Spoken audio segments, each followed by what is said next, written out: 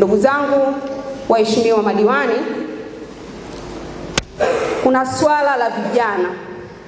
Ninapenda kulisema hapa kwenye baraza ili mnapokuja kufanya maamuzi, wataalamu wanapokuja kutuletea mapendekezo, tuone ni namna gani tunafanya maamuzi sahihi kwa maana ya kuwasaidia kuamua vijana katika uchumi.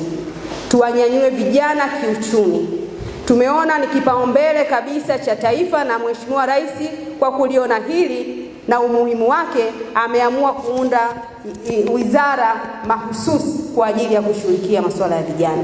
Kwa hiyo tuone kwamba masuala ya vijana tuyape kipaumbele, masuala ya vijana tuyachukulie kwa umuhimu wake.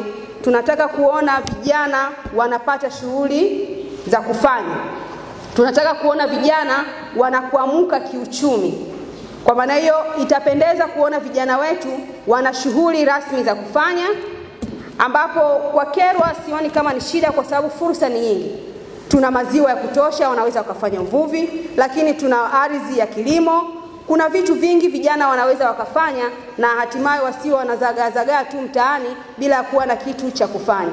Kwa hiyo wataalamu, mipango yetu tuipange vizuri, tukizingatia tunatakiwa kuwakwamua vijana kiuchumi. Lakini na waheshimiwa madiwani, mipango inapokuja kutoka kwa wataalamu, tuone kabisa taifa hili na nia ya dhati ya Mheshimiwa Rais Dr. Samia Suluhu Hassan ni kuona namna gani tunawakwamua vijana, tunawanyanyua vijana kiuchumi, na tunawafanya vijana wanakuwa bize katika kujiletea maendeleo yao.